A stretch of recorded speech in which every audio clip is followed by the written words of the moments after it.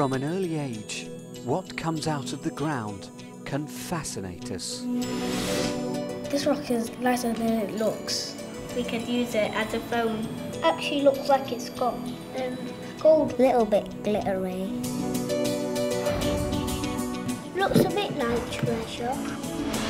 And perhaps that's just what it is for all of us.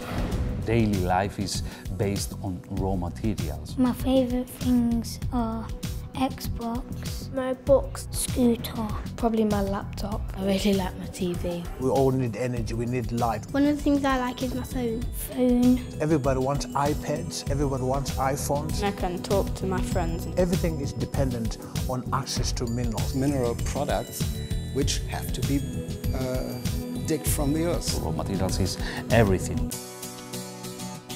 And in Europe, that means we have to go deeper. We have to increase the supply of raw materials. Most of the deposits which are necessary for the prosperity of Europe are lying deep underground. We have to get smarter. You upgrade. Developing new skills, Mining is changing. new technologies. The value added is done more with intelligence and knowledge. And we have to do it better for everyone. Mining that is environmentally friendly. Reduce the environmental impact. Waste, air quality, Mining that recycles. clean, safe. Mining that creates a better environment. Not the sort of old, dirty industry that people think of. Use the raw materials that we have on this planet in a good way. I2Mine is a vision of the underground deep mine of the future.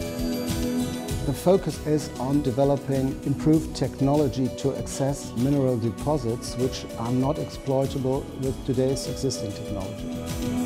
This is the future. The possibilities of such a project are very high.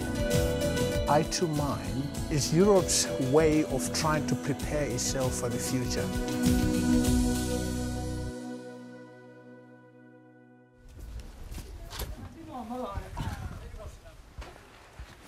100 kilometres north of the Arctic Circle, Andre van Wageningen is off to work. We are going to our main level, 350 meters underground.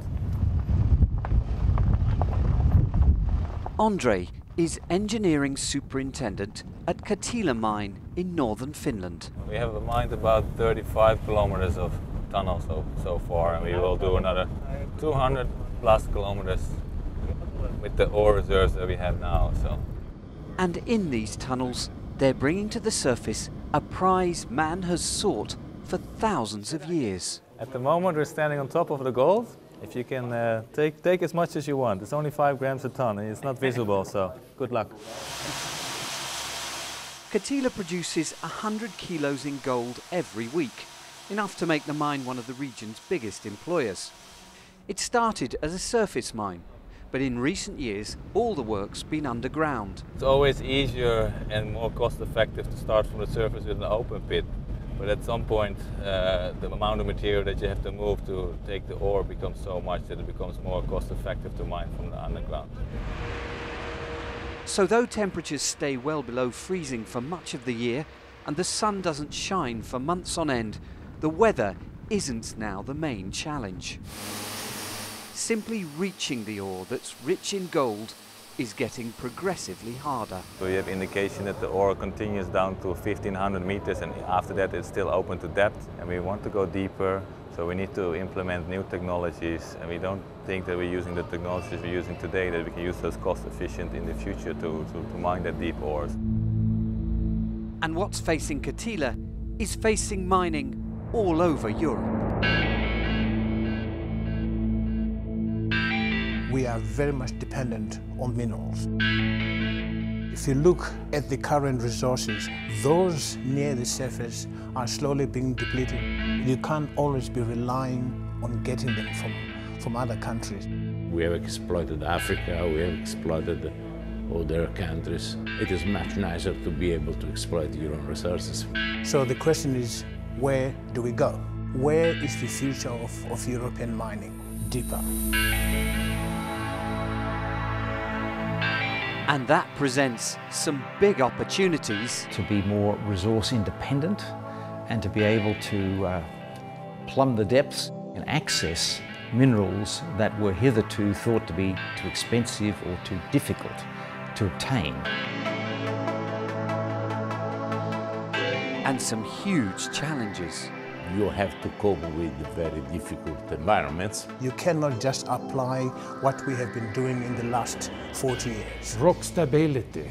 When you go deeper and deeper in a mine, you will have a higher and higher pressure from the surrounding rock.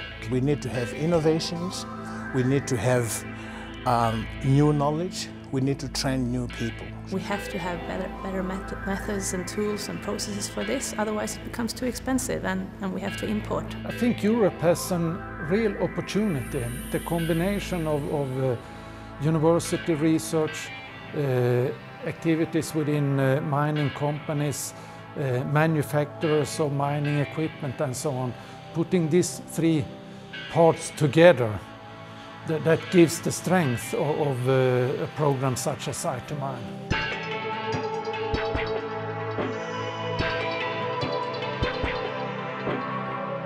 I2Mine is the beginning of a long-term solution for Europe. I2Mine is developing technology for digging deeper underground and accessing deposits of mineral resources which cannot be exploited today. I2Mine is really Europe's way of trying to prepare itself to be able to mine efficiently and safely the mineral wealth at depth.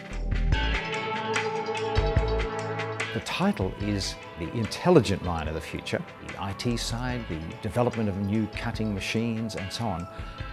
But the value of it, I think, is that it is bringing not just a whole range of different technologies together, but it's also bringing people from different countries together. We will broaden up and allow for broadening up the mineral resource base in Europe.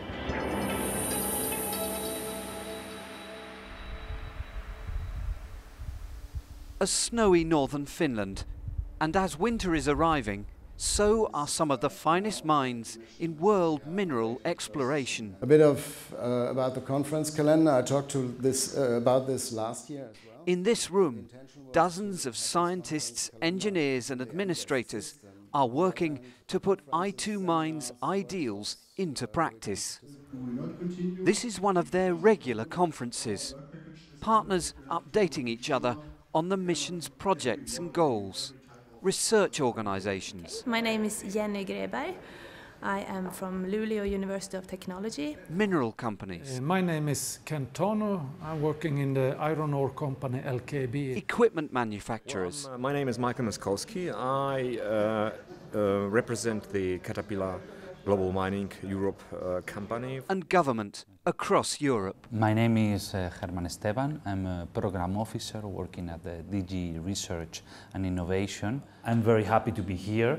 I thought it was very important that I managed to meet with all of you. My role as a project officer for I2Mine is to monitor that the project is developing according to the original description. I really believe information is crucial for the project. Right now we are facing a lot of challenges at the global level. Access to the raw materials is of course in Europe is very scarce, so we depend very much on the imports. So for European Commission, focusing on the mining sector is now a priority. So in this sense, I think I2Mine can provide with very valuable input, and it's a quite challenging project. And I2Mine is driving innovation in some of the biggest names in mining. From pit props to deal with higher pressures deep underground, to machines capable of working at depth without human crews.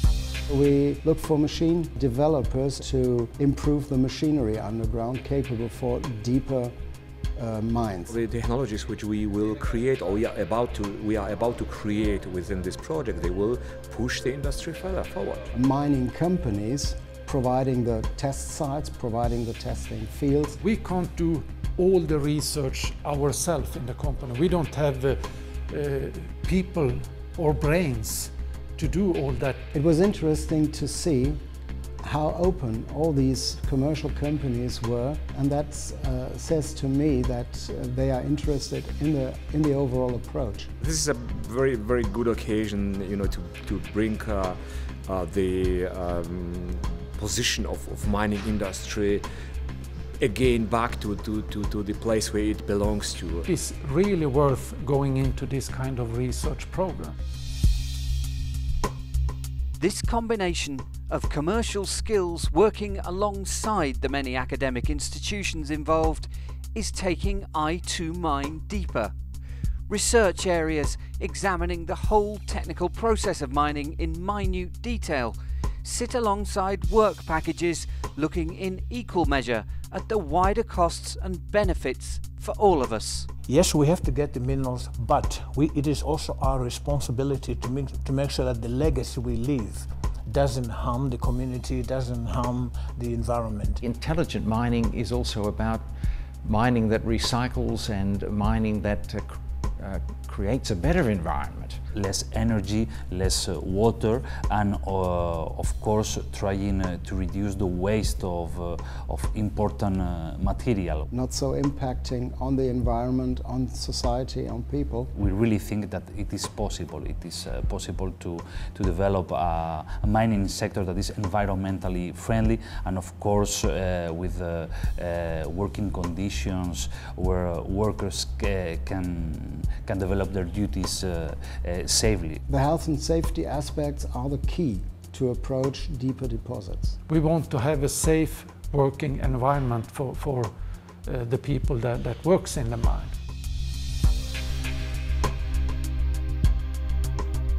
And when it comes to future mining workers, I2Mine is tackling a growing issue for the industry too. The mining industry is currently lacking skilled workforce. Mining has always been viewed as a negative industry. We need to attract more skilled people to this area. We need to educate them in a better way, and I think doing large projects like this within this area, it's extremely important. What I2Mine is doing is developing a different skill set and different employment opportunities that are not here at the moment. This will change when the workplaces will be improved, and the workplaces as such will become safer and cleaner. In our mines of the future, they will be not just more technologically sophisticated, but the kind of skills that will be required will be different, will be higher level skills. The questions that we are discussing here are challenges that the whole mining industry worldwide experiences. We have the brain power, the experts, the technology at hand to actually improve mining activities and to come to a more acceptable state.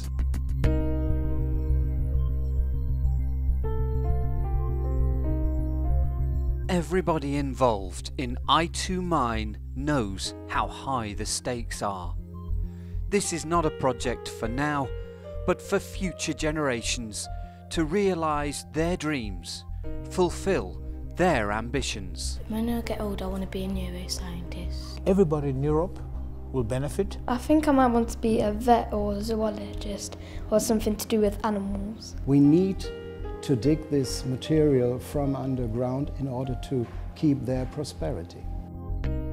I want to be a game designer for Nintendo. It is important for us to have the basic materials. I would like to be a story writer. The value of the resources that are not exploited today, it's much higher than this money that we are investing in the project.